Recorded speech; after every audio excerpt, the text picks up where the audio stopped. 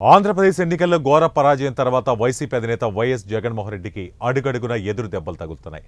అసలు ప్రతిపక్ష హోదా దక్కకపోవడం, ఆపై విస్తృత స్థాయి సమావేశం నిర్వహిస్తే అంతంత మాత్రమే ఎమ్మెల్యే, ఎంపీ అభ్యర్థులు రావటం, ఈ మధ్యలో రుషికొండ రాజ్మహల్ రహస్యం వెలుగు చూడటం, ఇలా ఒకటా రెండా లెక్కనేనన్ని షాకులు తగులుతున్న పరిస్థితి.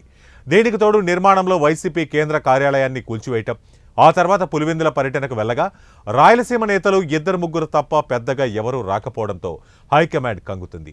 ఈ విషయాలన్నీ జరిగిన కొన్ని గంటల్లోనే వైఎస్ జగన్కు సొంత పార్టీ కార్యకర్తలే జలకిచ్చారు. అది కూడా ఊహించని రీతిలో కావడంతో ఈ ఘటన చూసిన జనాలు, నేతలు నివ్వెరబోతున్నారు. ఇక ఇదే విషయంపై మరింత సమాచారం మా 1TV న్యూస్ కరెస్పాండెంట్ దేవా అందిస్తారు. దేవా, చెప్పండి. రాజ్ కుమార్, పులివెందుల పర్యటన నిమిత్తం సొంత నియోజకవర్గానికి వెళ్లిన వైఎస్ జగన్కు కార్యకర్తలు ఊహించని షాక్ ఇచ్చారు. ఇక ఎన్నికల ఫలితాల తర్వాత తొలిసారి ఆయన పులివెందులకు వెళ్లారు. అయితే వైఎస్ జగన్ నివాసం వద్ద మాత్రం తీవ్ర ఉద్రిక్తత నెలకొంది. మాజీ సీఎంను చూసేందుకు పెద్ద ఎత్తున నియోజకవర్గ కార్యకర్తలు, నేతలు విచ్చేశారు. అయితే జగన్ను కలవడానికి చాలామంది కార్యకర్తలు ప్రయత్నించగా వ్యక్తిగత సిబ్బంది, సెక్యూరిటీ వారిని అడ్డుకుంది.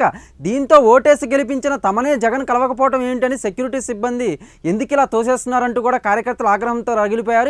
ఇంకొందరు కార్యకర్తలు అయితే సహనం కోల్పోయి మాజీ సీఎం ఇంటిపై దాడి కూడా పాల్పడ్డారు, అద్దాలు కూడా పగలగొట్టారు. ఇక వైఎస్ జగన్ డౌన్ డౌన్ అంటూ కూడా కొందరు కార్యకర్తలు నినాదాలు సైతం చేశారు. ఇక ఎక్కడి నుంచో వచ్చిన తమను జగన్ చూడటానికి కనీసం ఇంట్లోకి పంపకుండా సిబ్బంది అడ్డుకున్నట్లు కూడా కార్యకర్తలు చెప్తున్నారు. ఇక ఈ ఘటనతో జగన్ నివాసం వద్ద మాత్రం తీవ్ర ఉద్రిక్త వాతావరణం నెలకొంది. ఇక రంగంలోకి దిగిన పోలీసులు, జగన్ సిబ్బంది కార్యకర్తలకు నచ్చజెప్పే ప్రయత్నం కూడా చేస్తున్నారు. ఇక ఈ ఊహించని పరిణామంతో వైఎస్ జగన్ సైతం షాక్ అయ్యారట. ఇక సొంత నియోజకవర్గంలోనే ఇలా జరగడంతో వైసీపీ పెద్దలు కూడా కంగు తిన్నట్లు సమాచారం. రాజ్ కుమార్, కెమెరామెన్ సీనుతో దేవా, 1TV న్యూస్, పులివెందుల.